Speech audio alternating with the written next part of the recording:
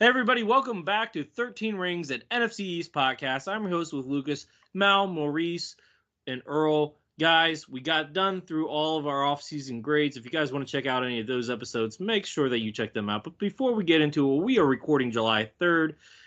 Anything that you guys are doing, anything fun for July 4th when this episode comes out? Yes, I'm going to be celebrating my aunt's 95th birthday. Mazel tov. Mazel tov. I'm working, so have fun, y'all.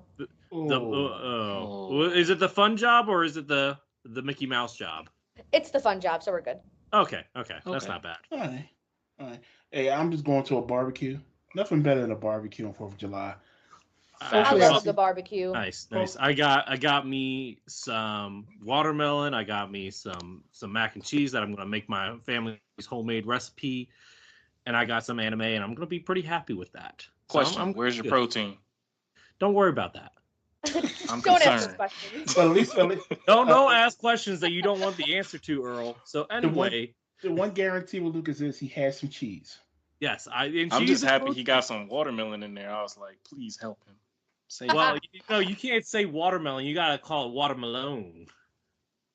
Watermelon, but for those who know, it's watermelon. It's not watermelon. It's watermelon.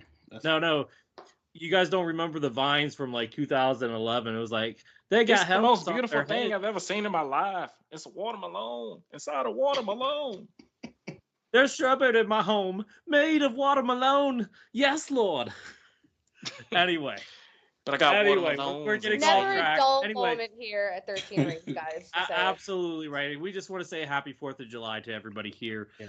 That being said, we're going to keep with a patriotic theme for the next couple of weeks, guys. We're going to go with our Mount Rushmores of NFC. But before we do that, Lucas, before we do that, July 3rd is also our 1-year anniversary. It is. That's right. It is. We have been Happy here for guys. And it's fitting that this is our 50th episode. I was going to say, we're on episode 50 that's a today, milestone. guys. We all need 50 episodes. Wow. Celebrate. And keeping with all the history and the patriotic theme, we're going to go with something special for the next couple weeks here. We're going to do a theme of Mount Rushmores for the greatest NFC East quarterbacks for each team. So we're going to start off with America's capital team, Washington Commanders, and their franchise quarterbacks. So and let's just get into this here. I'm going to start off first because, of course, this is my team. So I'm not going to lie, guys. I had 2 in mind. I had 2 out of the 4 in mind before I even started. But I did a little bit more research. I had about 5 more that I came up with. I narrowed it down to 4. I mean, I had 3 out of the 4 done. The last 4 were between about 3 players, I think. And so, I do want to mention my honorable mention first. And my honorable mention here is Billy Gilmore. He came to the Commanders later in his career, but he did get his 1 Pro Bowl appearance with the Commanders. He played for the Commanders from 71 to 78. He had a record of 61 wins, 52 losses, and 1 tie. He had, with the Commanders, my bad. My mistake on the record. 50 wins, 23 losses, and 1 tie. With the Commanders, he threw for 103 touchdowns, 75 interceptions. Also, he threw for 352,000 yards. So that's my honorable mention. Like I said, I think that's pretty fair of an honorable mention. But I'm glad that I won with him. But let me get into my top 4 now. So my top 4, let me go with number 1 here. And I say number 1, but there's no particular order. But in my heart, there is. Number 1, Joe Theismann. The best, and you can say that he's the best quarterback in Commanders history, and I'm not going to argue with you here. Career cut too short, man. Yeah, thanks to you guys. Anyway, so Joe Theismann, number 7, was a 2-time Pro Bowler, 1-time All-Pro, 1983 MVP. Also won a Super Bowl with the Commanders. For career stats here, he had a career record of 77 wins and 47 losses. He also, by the way, he was the backup to Kilmore for a good chunk of his career too. Just interesting factoid there. But he threw for 25,206 yards, had 160 touchdowns, and 136 interceptions. He also led 22 game-winning drives in his career. Like I said, he won the Super Bowl back in, I believe it was 1982. So, keeping that in mind, he's obviously on the Mount Rushmore. I don't think there's much debate here. Next on my list, and now he didn't have a super long tenure with the Commanders, but not only did he break a racial barrier in professional sports, especially professional football, he's still a part of the organization today. And of course, I'm talking about none other than Doug Williams, Super Bowl champ and Super Bowl champ MVP for the Commanders. He played about 4 seasons with Washington. So he had a regular season record, which is actually crazy to think about. His regular season starting record of 5-9 as a starter. He threw for 4,305 yards, 27 touchdowns, 20 interceptions, and had 6 game-winning drives. Despite that, I think with Doug Williams, it's not so much of a stats guy, but he led the Commanders to a championship back in 87.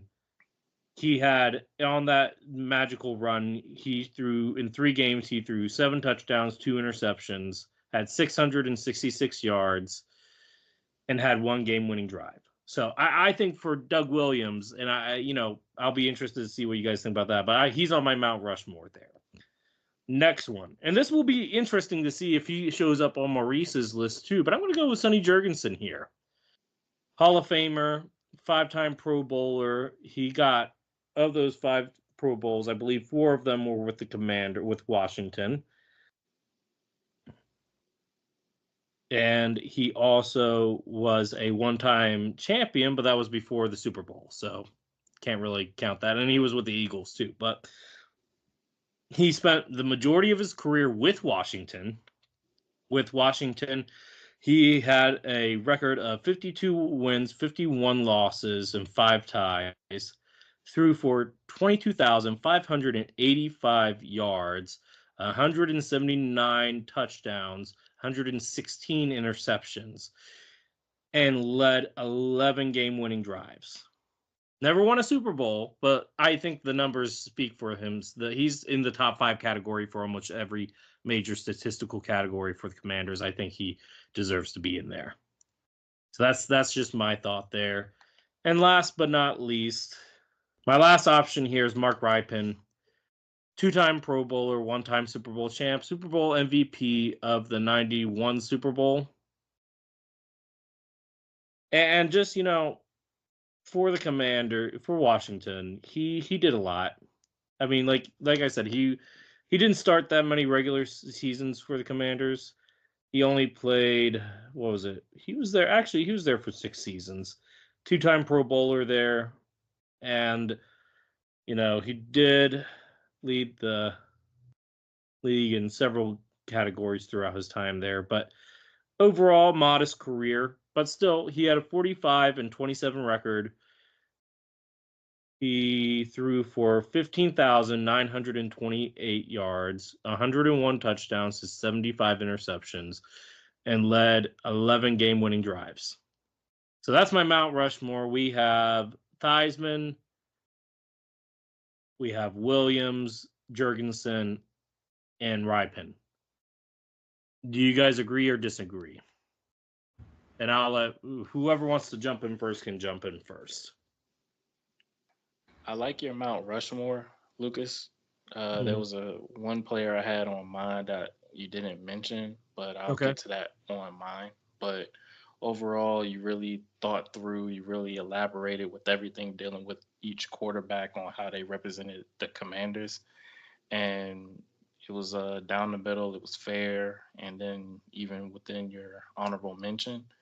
But overall, I like the list because honestly, for me, when like going through and looking at who I thought would be the Mount Rushmore, I could only find two. But after listening to you, I was able to go back to some of the things I had written down, and I was able to come up with four. But I do like your Mount Rushmore, Lucas. Well, thank you.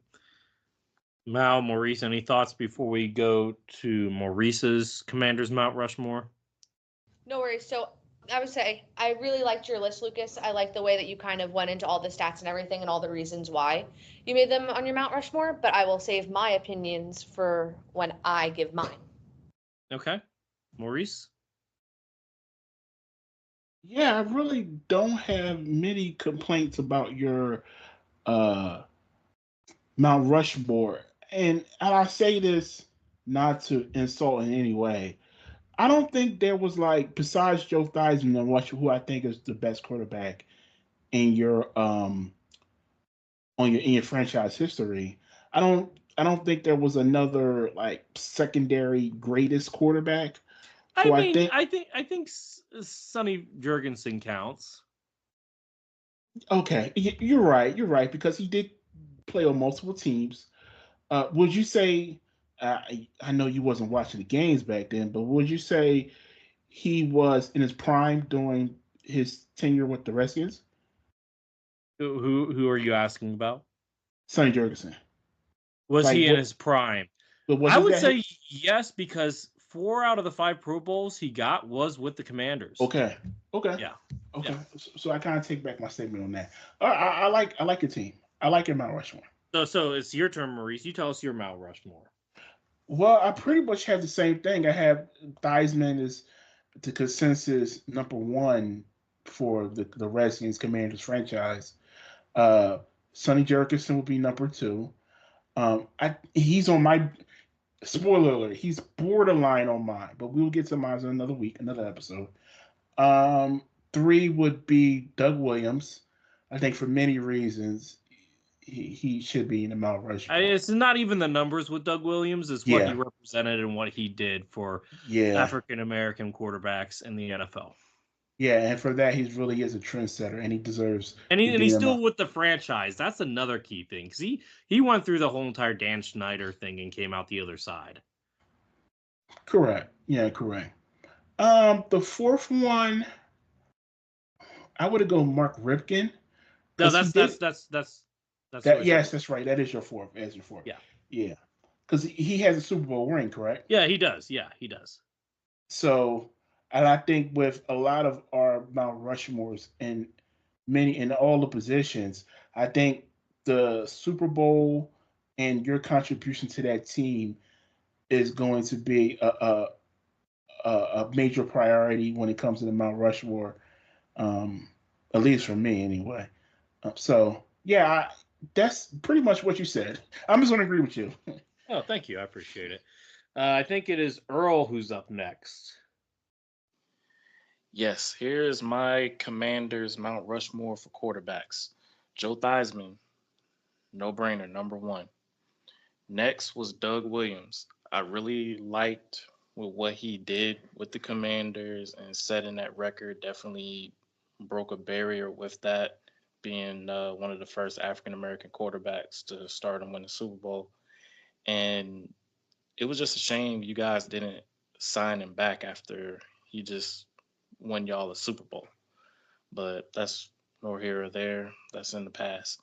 My third would be Mark Ripon. And my fourth, I got to take it way back. Slinging Sammy Baugh. You may Oh, not. hang on, Earl. I thought I put this in the chat, but we're doing Super Bowl era quarterbacks. Darn it. Or Sammy Bogg would have been my fourth over Ripon. Crud. Okay. No. Give me one I second. mean, you can talk about Sammy Bogg. I don't mind. But yeah, no, Sammy Bogg was fantastic. He had a long tenure. Loved it. But Yeah, I just liked him being a three-way player. He was a defensive back, he was a quarterback as well as a punter. yeah, he did a lot of And stuff. yeah, he had some incredible yardage there. But yeah, it was kind of tough. I really couldn't find that fourth quarterback. Well, like I said, if I did, he basically was an honorable mention. Was former Commanders quarterback Tony Banks. Do you remember Tony Banks? No, but I've done some research on him. Really, Tony Banks? Hey man, it was kind of hard. I couldn't do Sonny Jurgensen because I felt that it was more on the Eagles side. He played more seasons with the Commander, with Washington. That is true. And he had he had most of his Pro Bowls with Washington. Yeah, that pretty much. Yeah, he should be on there. Okay. Now, if you would have said Bill Kilmore or Kirk Cousins or even RG3, I would have been more okay with that than Tony Banks. I would have said RG3, but it was just one I season. felt he didn't. It was just season. His rookie season. It was one season, and then I couldn't give the credit to Cousins. Like it was challenging because he couldn't win consistently. Yeah, right. So.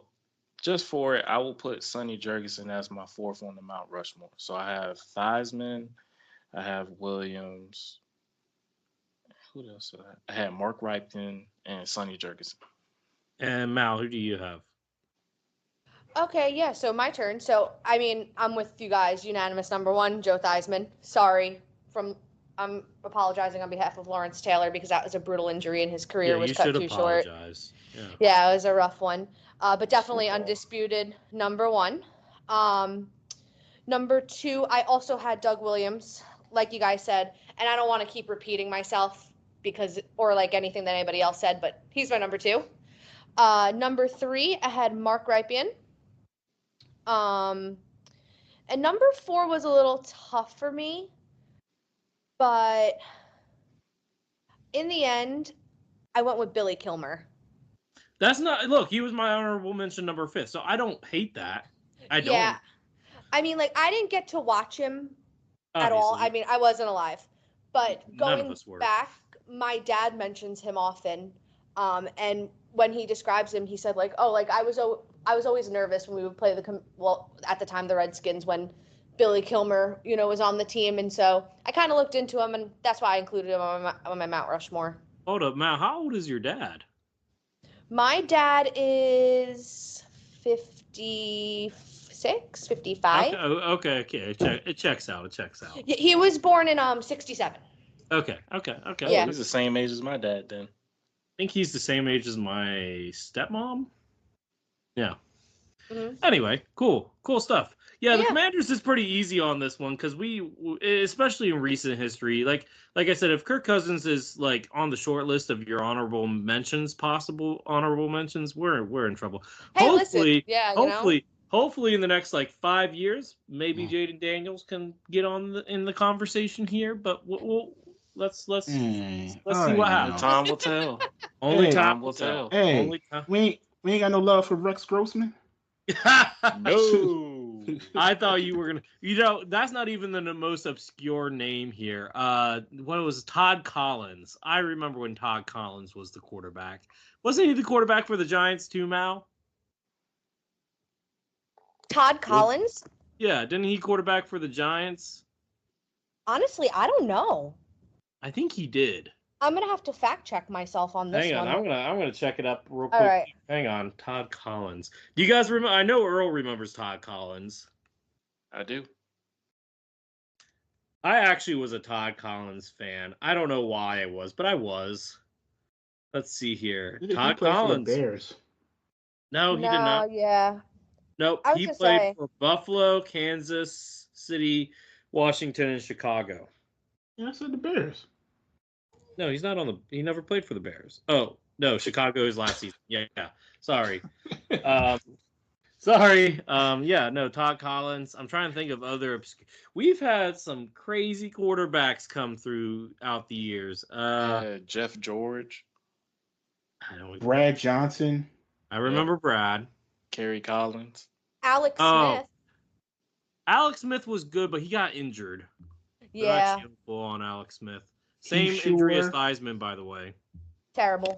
Near the same spot too. Yeah, and almost lost his leg. Now, Norm Snead. Norm Snead What about was Sam a Howell? really good quarterback Norm Snead played for before the Super Bowl era. three during the beginning of the Super Bowl era. 3 out of the 4 teams in the NFC East. What was the one team he did not play for? Norm Snead? Yeah. You might, if you... Cowboys. Yeah, he didn't play for the Cowboys, but he played for... he got drafted by Giants Washington, and Eagles, played for Philly and the Giants. That's crazy. Yeah. He definitely made his rounds. You know, you got to wonder how many quarterbacks played for multiple teams in the division. That should be a trivia question. Ooh. I forgot Mark Sanchez played for the Commanders. Oh, yeah, he did. He and the Eagles. Yeah. And the Eagles, yeah. Didn't Colt McCoy play for y'all, too? Oh, I love McCoy. Yeah, he just recently retired and became like a developmental coach, I think. Lucas, how do you feel about Taylor Heineke? I like Taylor Heineke, but I always knew that the high end upside was very low. Like he was that quarterback that made you feel good, but made you feel good going about 500. Like I don't think Taylor Heineke, I don't think he could have ever led us to a winning season. And I mean, he's still a backup in the league for a reason. I don't even know where he is because I don't think he's in Atlanta anymore. So I don't. Where did he go? Where did Taylor go? Does anybody know? I don't know. I have no idea. No idea. I don't know I thought either. he was still in Atlanta. No. Because no, I don't think so because Cousins and Penix are there. Yeah, that's true. And Ritter went to Arizona. No, he's still in Atlanta. Is he the third string quarterback in Atlanta? That's what I'm assuming. Wow. That's unfortunate. Because it says Taylor Heineke is American football quarterback for the Atlanta Falcons. Is that the Google result? Hang on, let me check. Yeah. Let me check something here real quick. So, by the way, for those that are listening, we always use Pro Football Reference to fact check ourselves. You should use it too whenever looking up facts or stats. Yeah, Pro Football Reference is a really good site. I used I before starting this, I was in basketball media for 8 years, and we used Basketball Reference, which is a sister site. Let's see here.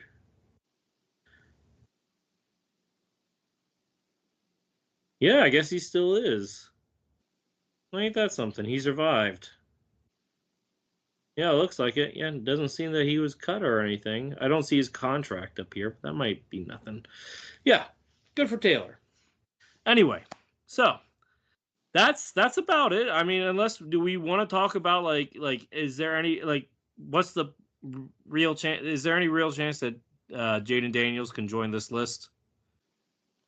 We shall see. Only time will tell, my guy. Yep. Would RG3 have been on this list if he knew how to slide? Absolutely. I would agree. Yeah, probably. Slide.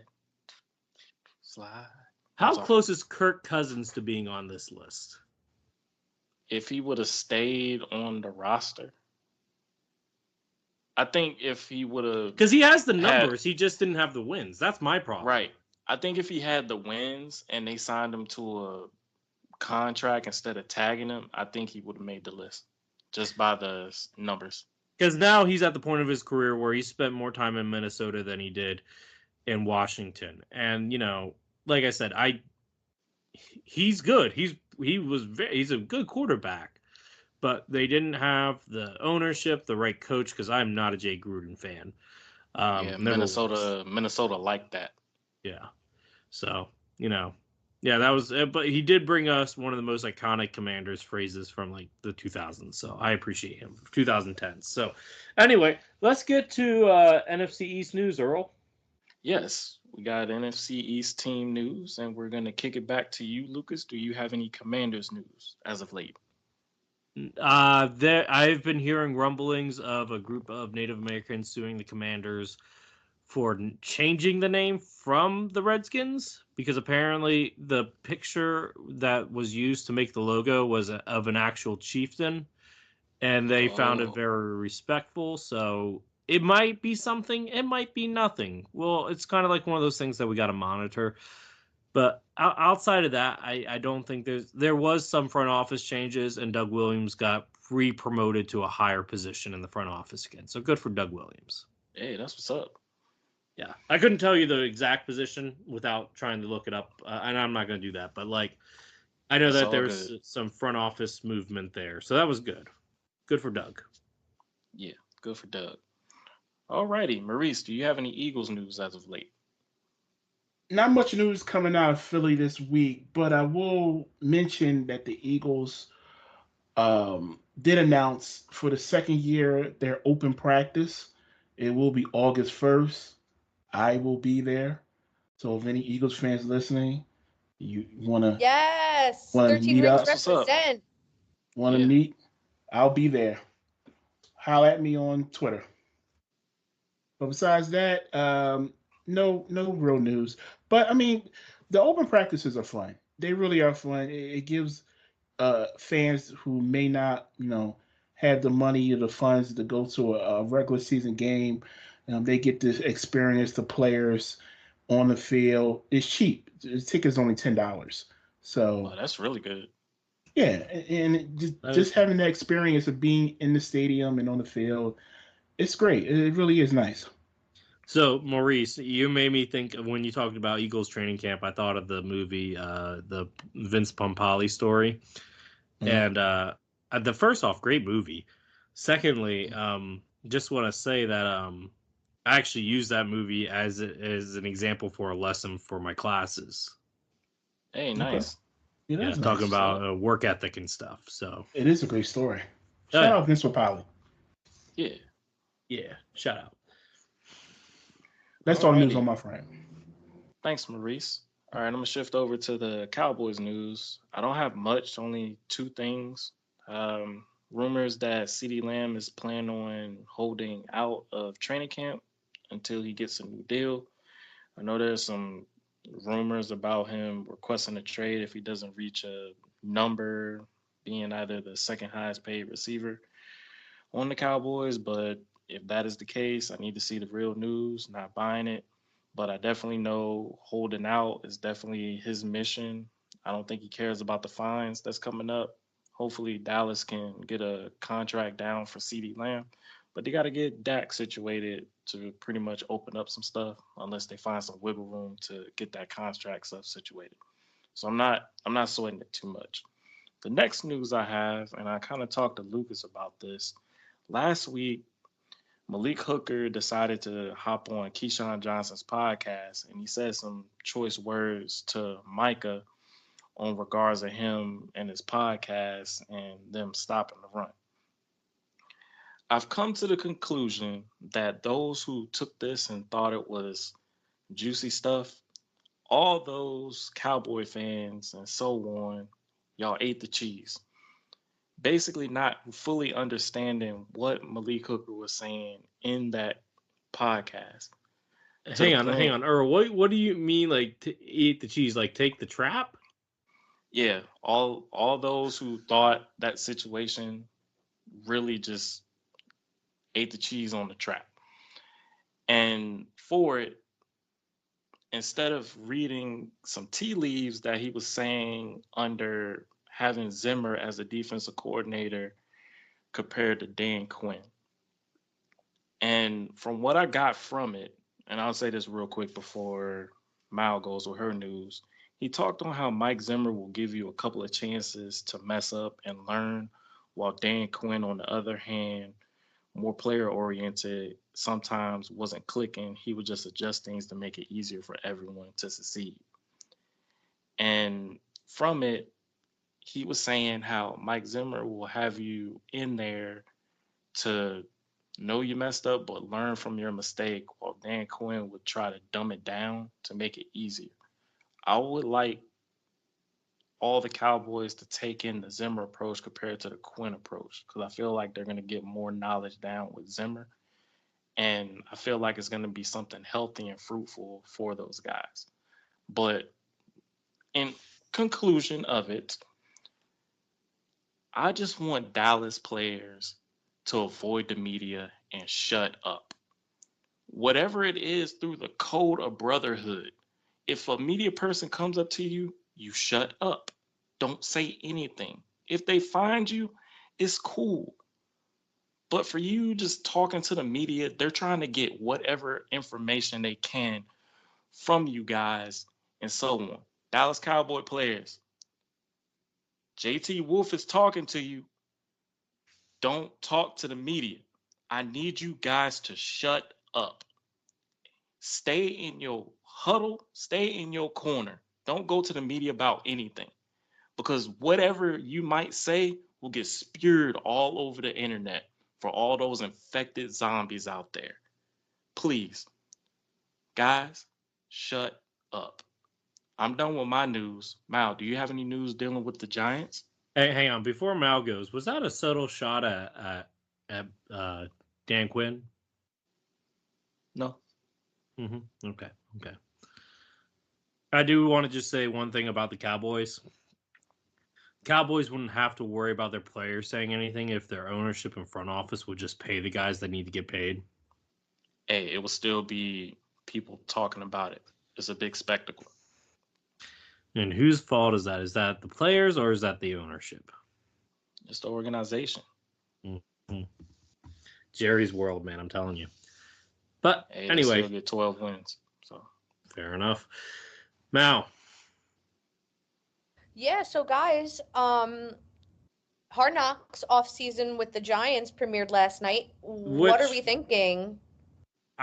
Now I know why you guys didn't sign Sam Hartman. You worried about his grandma, Joe Shane worried about his grandma. 91-year-old. Yeah, that was quite a detail there. Yeah. Also, now I know how Joe Shane got the job. He got the secret jelly with the PB&Js.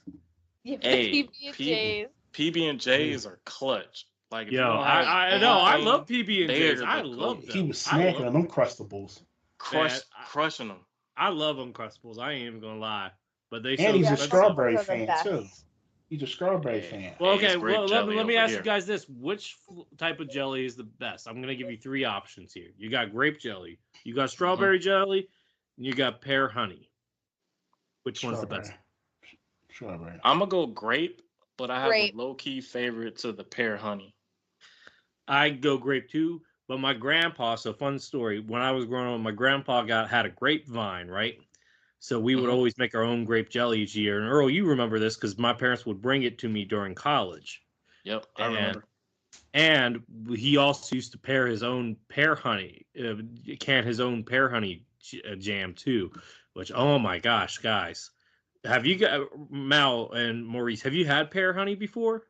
No. It sounds good. It does sound good. It's really good. It's really good. It's like this, it's almost like a golden color of jam. I'm gonna see if I can. If I can find it online, I might just order it for y'all. But it's not the same as my grandpa's. Man. Like, I don't know. Bro, I appreciate that, man. Look, it's been a while since I had pear honey, but whenever I did, I would always used to make my homemade Uncrustables, and I would use that, or I would use grape jam. Yeah, I like my pear honey on toast personally. I think that's where it goes best with on toast. Oh, you need to try them with the honey good, rolls. Man. Amazing. Honey rolls? Yes, sir. Oh, I've had them with biscuits before. Hey, that works too. But when you get those dinner rolls with it, my lord. Okay, like we talking about those Texas Roadhouse dinner rolls? Yes, sir. Oh, I'm never gonna be a skinny man. Hey, it's look. You eat too many of those, we're gonna look like Squidward from SpongeBob when he ate all those. I'm gonna be that guy on that '90s commercial who's like, I have diabetes. That's what I'm gonna be like. No, worse. It'll go to your thighs, and then you'll blow up. Anyway, so getting back to the Hard Knocks. Yes, I love seeing almost my second favorite thing besides watching football is like the process in front offices. Like honestly, dream job might be working in a front office, just making the decision. Like whenever I get NBA 2K, I always do my league and I make my own franchise and that type of stuff. I haven't done it for football since I was like in middle school, but like, yeah, I like doing that. College football 25 comes out in 2 weeks, sir. I don't have a PS5, and the older they don't. Well, I'm sorry, I got a teacher salary. What? Okay. I can't afford that. Like, okay. $300. A PS5 is $500, sir. If you get the digital version, but if you get the disc version, it's more. So, Lucas, if you probably could get the digital, or just get an Xbox Series S. I mean, first off, I after my freshman year of college, I refused to do Xbox anymore. But more importantly, I believe in having a disc because that's fair. Like, you never know when you don't have Wi-Fi. So that's a good point. Yeah. So anyway, but anyway, PS5, but I gotta take care of some other stuff first before I get that PS5. So I honor it. Anyway, but yeah, no, Hard Knocks, yeah, no. So I really loved the the decision making, the team building, the graphics that they used on the computers to like show team like construction and stuff. That was really cool. Yeah, that was really cool. I really like that. Cool. But guys, I got 3 points real quick before you go, Maurice. This was kind of the gist of what I got Giants-wise from the episode drop. So clearly there was a lot of talk into letting Saquon go. John Mara clearly didn't want to do it. I think, they're going to push this storyline throughout the whole entire series, so I'm interested to see what else comes out about that. And another thing that really stood out to me was that Shane doubled down multiple times on the money he gave Daniel Jones about how he wanted to build the line for him. That's why he didn't want to re-sign Saquon to all that money. And he also basically made it aware that it's like put up or shut up for Daniel Jones this year. Yep. Otherwise, it's done for him. Bye-bye. Yeah, so what do you guys think about all that? I thought it was well elaborated. I'll be quick with this, Maurice. I thought it was well elaborated, especially with just making sure that Daniel Jones was at a pretty much getting himself ready to roll, because I feel like they're on this push to try to get things better with this team. And if Daniel Jones can't get it done, it's kind of like a next man up situation, because I felt their money could have went somewhere else, but the faith went into Daniel Jones due to him potentially being the franchise quarterback of the Giants. So I just like how just the establishment on trying to figure out from top to bottom how to build this team to be as best as they can be. I do like what the owner is doing, especially with the 100th season coming up for the Giants, being able to put all the pieces to this puzzle to make that 100th anniversary squad be as best as they can be. Yeah, Mal, I'm actually interested in see what you think. Do you think that Joe Shane is right in his approach to how he's approaching Daniel Jones? I think he has to be. When you pay him all that money, you have to try and build around him. And I mean, in a way, I agree with him. Like, our offensive line was absolutely horrendous. No one, it would be really hard for any quarterback to do well behind what they built there. We had to restart that group from the ground up, basically. So I just hope it improves this year. But I agree with his mindset of, listen, we paid this guy all this money. We got to try and protect him. He has no more excuses. So let's see what happens this year. And I've always agreed with that. That's just me. Maurice, I know you had some thoughts. Go ahead. Yeah, and me being an Eagles fan, I was curious to know what was going on inside when they were debating if they wanted to keep Saquon or not. And the interesting thing I took out from it is it wasn't just about salary, and it was also about, hey, they thought he was 27 years old. They thought he was maybe a little too much tread on the tires. They thought he was, from analytics, they thought, he would take a decline as he gotten older, and they wanted to go younger. So it wasn't all just about, the number, which, and, they said it was also about the market too. Yeah, this wasn't just something that they decided. Like it's clear it was a really long conversation about it. And also, Joe Yeah, Joe did not want to deal with Saquon's agent again. That was yeah. crystal clear Because too. and because of that, Saquon basically signed to the Eagles for the same price. This Yeah. the franchise tag was going to be 12 million. So he basically signed to the Eagles for the same amount of money. Yeah, but for a So longer deal with more guaranteed money. yeah, so all that and they thought that from what I took from it was they thought that DeAndre Swift was going to stay, so they didn't think that Mm-hmm. he was going to move on, and Saquon would be available for their division rival. I also took that from it. So all that combined together, I think this Hard Knocks is going to give people a little more insight on how what they were thinking, Joe Shane was thinking when it came to Saquon. From our perspective, just from free agency, it looked like they made a blunder, but I think it was a calculated risk on their part. If he did move on, it was going to be to not their division rival. I don't think anyone believed that he was going to go to the Eagles, but that might be episode two. Yeah, I agree with Yeah. yeah, I agree with you, Maurice, on that because one thing that I like that they were analyzing with each player, they were also looking at just the wear on the tires and just seeing where they can go to try to get young, but still don't diminish some of that productivity of a player from that, while still feeling like you're gonna lose one guy who has wear on the tires, but still have ability while you can go fresher legs with trying to get semi the same results, but with pairing with someone else.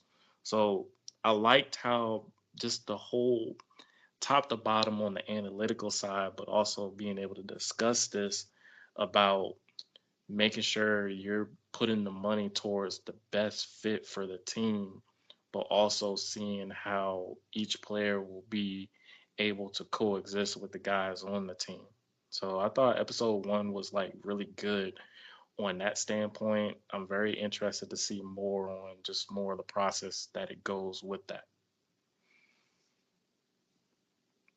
And I think on that note, we should go Yeah. ahead and transition to our mailbag. Now, Mal, we got some mailbag questions from our Twitter space this past Sunday night. I'm ready. Go for it. Maurice, what questions you got for me? So the mailbag this week is brought to us by the New York Giants, and we have one question from our normal mailbag, and that'll be the last one. That's more of a fun question. But we did host a Twitter space this past week, and it will be going forward, at least for the off season. Lucas, it's going to be Sundays, correct? No, no, That is no. correct. Yep, Sundays during the off season, and it will be so because the Commanders were featured this episode, it will be Commanders Twitter Space this Sunday. Now it might be Sunday morning this week instead of Sunday night because of parenting schedules and such. But yes, Okay. All right. Well, last week we had a Twitter space and we asked some questions. We got some questions in the space, but we also got some questions in the comments. So let me ask you guys a couple questions from the comments. All right. So the first question is from Clay from Brooklyn. Why did we draft Neighbors if we don't need a home run hitter at running back? Isn't it always good to have one at every position? Did San Fran trade for Christian McCaffrey because he's not a home run back? So this question's interesting to me because I understand 100% where you're coming from, Clay. I mean, you kind of do want a home run hitter at every position, but I think at this point in time, with the amount of holes the Giants have, it's just picking and choosing and rebuilding and hoping that those home run hitters come from the draft. San Francisco is in a much different position than the Giants are. The Giants just won, what, 6 games last year? San Francisco was in the Super Bowl. They're a contender and they go deep in the playoffs consistently. The Giants have to try and do that through building through the draft Whereas we don't really have the money right now to be having a home run hitter at every position. I don't know if you guys agree with that, but that's just my thoughts on that. Yeah, I mean, when you had to give up Xavier McKinney, yeah, you don't have the money. Exactly. Like we just don't have the money. We're building, there's too many holes. Got to try and find it younger. That's just my answer to that question. All right, so the next question is, I can't fathom why Clay from Brooklyn again. I can't fathom why Neil is being handed the right tackle job. He's done nothing to deserve that, in my opinion, and he's not healthy now again. Why not put Luminor or Ryan at their best positions and let Neil earn it? So Neil, in my opinion, has to earn it. There's no way around it. I think that because of his draft status from so many years ago, of how high we took him, they don't want to give up. And also, we have to see how he does with Brasillo, the new O-line coach, and what he learns from him, because Bobby Johnson did him no favors. I don't know if it's a Neil issue. I don't know if it was a Bobby Johnson issue. I don't know if it was a combination of both. But in training camp, I fully believe whoever the best player is at that position will start week one. I don't think Dable's just pulling favorites because, Neil has been there for so long, but they got to give the kid a chance. It's year 3. It took year 3 for Andrew Thomas to get better. Not saying that Evan Neal is Andrew Thomas, but that's why I think they're giving Neil the benefit of the doubt. And we'll see what happens with the injury. All right, and our last question comes from our mailbag from Twitter. Ed asks, what's your go-to on wings? Ranch, blue cheese, or naked, no dressing? I love this question because most people get mad at me, but blue cheese is nasty. I cannot Wow. stand I blue agree. cheese. Wow. It I makes agree. me sick. I am a What? ranch girl through and through. I actually eat ranch on my pizza. I eat ranch on everything. Oh, that's Ugh. wrong. I eat ranch on my That's gnarly. quesadilla. I eat ranch on my quesadilla. I eat ranch on my wing. Oh, Yep, Oh, ranch it's on my oh, salad. it's everywhere. I mean, ranch Oh, on Okay. I salad's eat ranch fine, but yeah, everywhere. ranch on salad is Everywhere, okay. everything. But So now, I I'm question: do you put it on your spaghetti? no. oh That draws a I line. had to ask because my sister did that growing up. Oh, ugh, ooh. ugh. See, That's I'm now a you about blue as have me bad cheese. as putting intrigued. raisins in potato I'm a salad. blue cheese. I'm a No, blue no, cheese no. It fan. ain't that. That's my sister does not have that type of palate. But yeah, no. The Give, raisins and potato salad. That's more of my stepmom. give me some hot wings and some blue cheese, and I'm cool. All right. Um, With that, Well, that with was a that, fun one. yeah, that was a fun one. With that, that's it for the mailbag this week. Who's next? Earl? It's time for that. Who's that football player? Ding. This football player played on the Dallas Cowboys, and during the 2002 season, this player recorded 5 interceptions for 90 yards and 2 touchdowns, 8 pass deflections, 3 forced fumbles, 3 fumble recoveries, 2.5 sacks, 96 total tackles, and six tackles for loss. His career awards is a 5-time Pro Bowler as well as a 1-time All Pro. Guys, who's that football player? y'all know I can't say anything here. I like how it's always me and Mal who has to answer the question. I know. Yep. I have to We get make the thrown to the graphic. I'm sorry. wolves. And I choose I the player. All right, Mal, you got anything? I well, got I nothing. will say Maple got it right, but he corrected us on the year. So Okay. Salute to you, Maple. Thank you, I'm sir. not even looking. I'm just gonna take a guess and say Darren Woodson. no. Nope. Mal. Hmm. Lucas, no, I don't know. It's one of Earl's favorite defensive backs ever, guys. One of them. One of them. I said Say one. one of them. One of them. Darren Woodson is my all-time favorite. So, Okay. all right. This safety, Roy Williams. It was during his rookie Uh, year. He played at Oklahoma. He was more of a hard-hitting safety, but during his time in Dallas, he had some really good coverage skills. And he definitely showed his speed under display as well as his hard hitting ability. His career got shortened a bit, especially with just the change in the defensive schemes, but as well as just he didn't keep up with his health as much, where some of his play and ability diminished. But overall, I thought this player was really good for the Cowboys during this time. He was actually in that stink with Mike Zimmer. So with Mike Zimmer coming back, it's kind of full circle for me. But at the same time, it just showed a representation of the safety room with how Roy Williams, when he first came into the league, made an immediate impact. So that's the who's that football player for this week, and shift over to trivia. Yeah, so the trivia question this week was actually a fun one for me because it was. Oh, my bad. Poll question. I'm sorry. Oh, poll question. Yeah, go ahead. Go ahead, Oh, Mal. you want me to go poll? All right. Yeah. All right, guys, Sorry. let's do poll question. No, it's Yeah, all sorry good. about that. So we had actually a few polls this week, but I'm gonna start with the ones that weren't regarding the Cowboys since they were our featured for the poll this week. So the first poll question was for the Eagles. Should the Kelly green be the primary color for the Philadelphia Eagles again? And what can you guys think that mostly everybody said?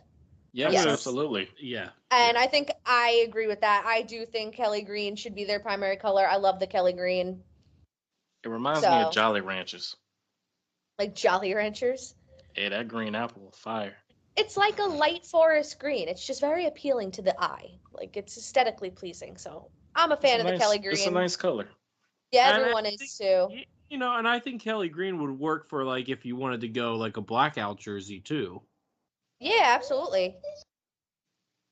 I mean, they've done the blackout before, but it was with the new Midnight. logo. Yeah, I'm Yeah. just I'd like to see what it would look like with the Kelly Green. Nah, I'm I think gonna- they should just keep it with the Kelly Green. Keep it tradition. OG. Yeah, I'm going to say the poll was 80% yes. It was actually I'ma like say 90. 70%. Oh, Mm. Yeah, so there were a few that were like, nah, but it was probably just,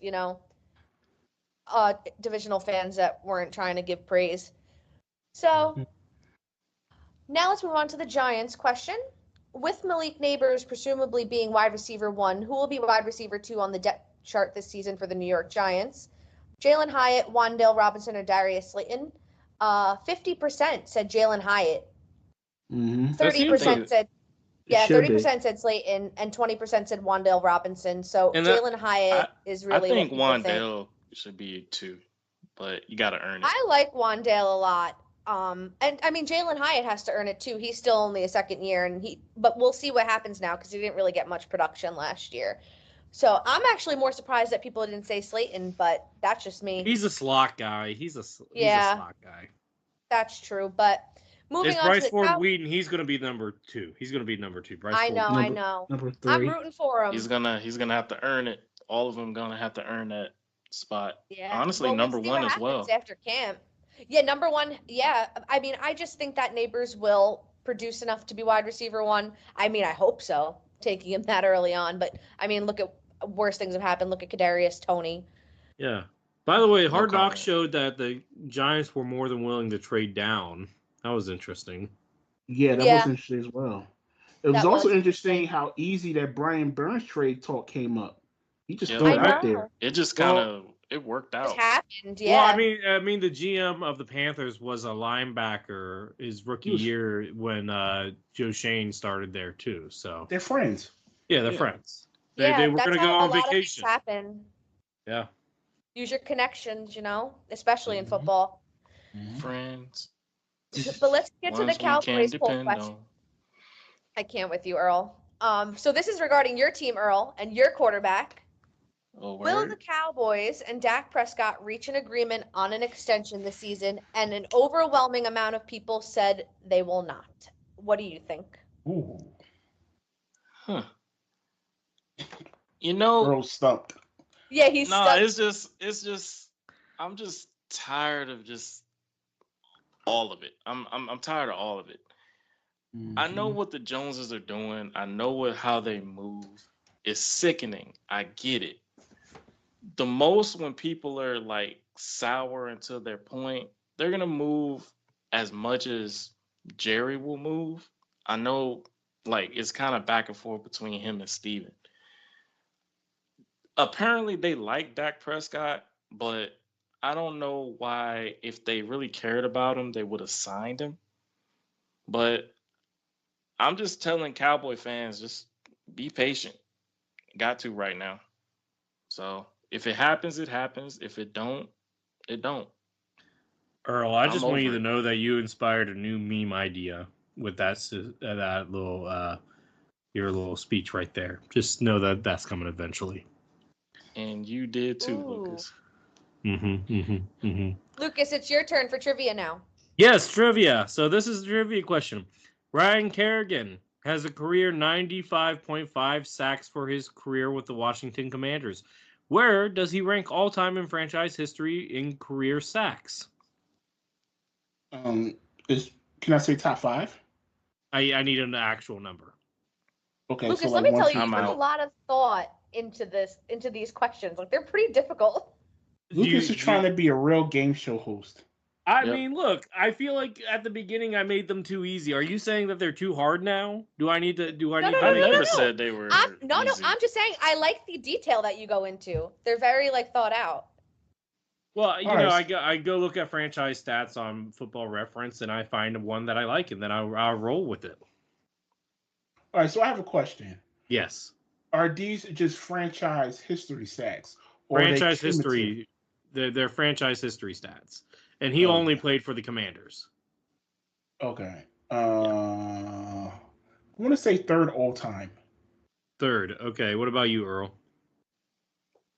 I'm gonna say second all time. Okay, Mal. I'm also going second. Okay, Maurice, you are incorrect. It's actually second all time. Ah. Yes. I would Very say that's close. a pretty high I've number read- of sacks. Yeah, it had to be. Do we have to get the number too? Because I'm stumped. I wouldn't have been able to get the No. number. I said the number. It was 95.5. Oh, okay. Cool. I didn't make it. I didn't make it impossible.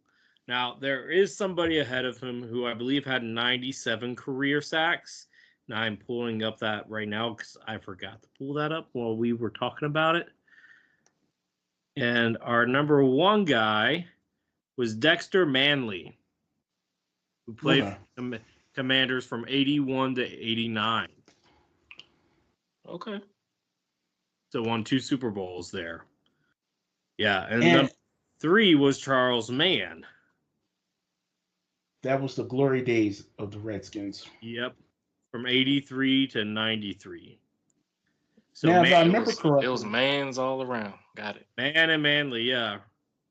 So if I remember correctly, Bruce Smith played for you guys, right? Bruce Smith, I'm sure. Yeah, towards the end of his career, Yeah. he was mainly at Buffalo. Yeah, that's why I asked that question before, because if you add Bruce Smith, he was the all-time leader in sacks. So, but just true. franchise history. Yeah.